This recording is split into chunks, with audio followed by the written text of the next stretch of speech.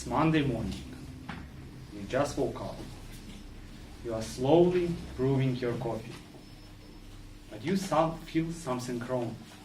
You feel anxious. You feel something is different today. You look at the table. You pick up access card to your office. You look at it for a second and you throw it away. You don't need it anymore. Your entire department was fired last Friday and replaced by a machine. You look outside and there are millions of people like you. Millions of people who lost their job in favor of artificial intelligence, in favor of robots. Fellow Toastmasters and your guests, that's the image of the future that media are driving for us every day. Time, Business Insider, everybody had a news with titles, "We are going to lose our jobs soon." Artificial intelligence is going to replace humanity in 5 years. They are trying to manipulate with our basic instinct of feel safe about our future. Reality, on the other hand, is quite different. Humans and machines are not competitors. We are working in different categories. Humanity is very good in deduction. It's very easy for us to distinguish a cake from a cookie. To analyze the complex events and relations between them. On the other hand, for Google's supercomputer, even after analyzing millions and millions of images, he couldn't distinguish properly cats from other pets. They were able to achieve only 75% accuracy in recognizing cats. I bet any kid in the age of 4 years can do a better job. But computers are very good in different kinds of tasks.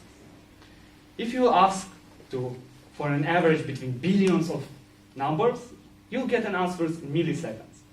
You'll ask to find an author of the quote, and machines can go all over the library around the world and bring the result in 1 second.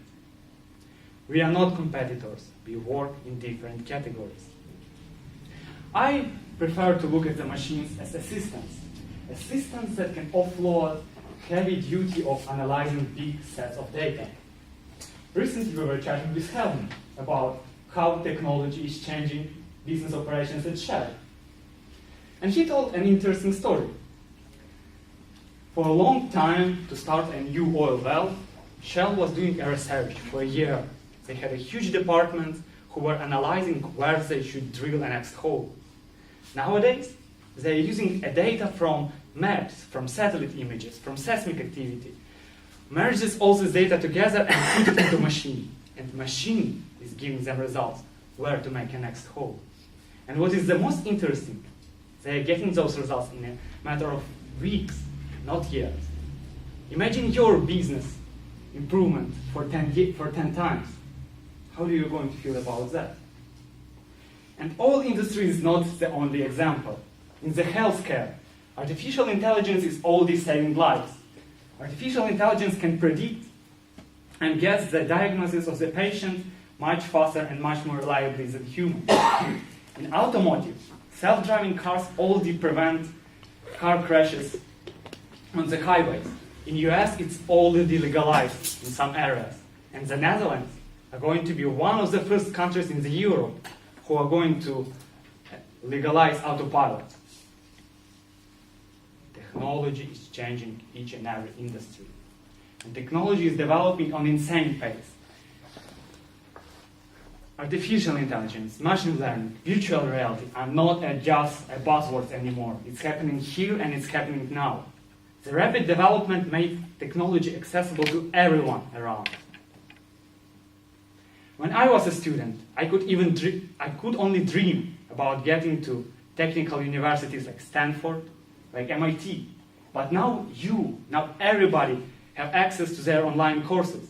You can get to all their knowledge base for free.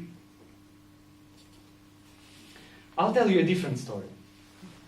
In Medical University of Florida, Albert Monero was about to graduate and become a home doctor. a general practitioner.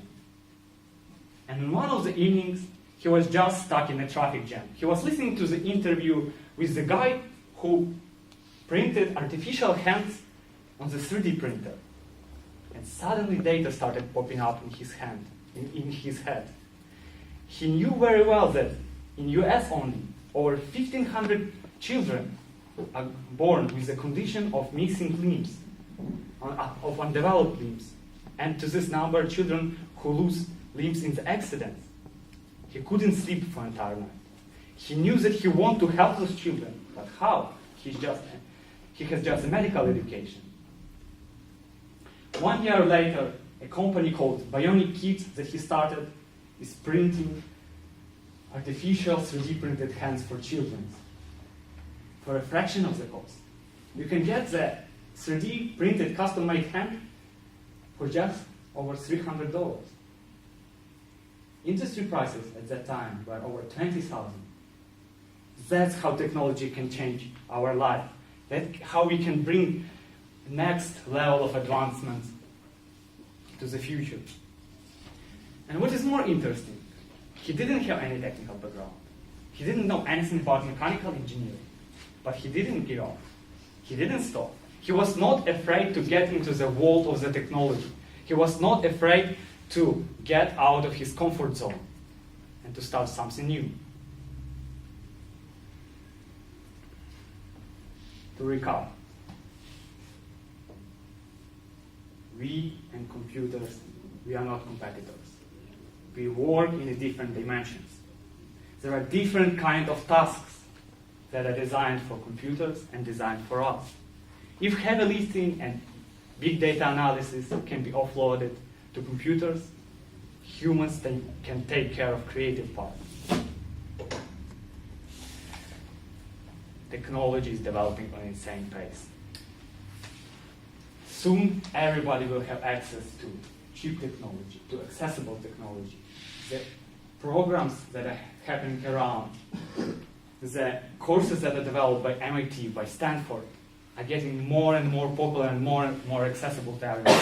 I have background in computer science. I have background in IT. But I know only the tools. You are working in industries. You are the experts. You know all the details and all the quirks of your job. You are in a better position than I am, because you can learn the technology. And you can find a new way, new technology, new ways to apply the same machine learning or virtual reality. I challenge you to spend 10 minutes tomorrow at your job, to think what can be automated, which processes can be offloaded to machines, what kind of data you can collect, analyze, and bring new value out of it. You have all tools and technologies under the tips of your fingers. You just have to start learning the technology, to start understanding what are the limits, what can be created. You are deciding how our future is going to look like tomorrow. You are the force of change. You are driving the future. Thank you.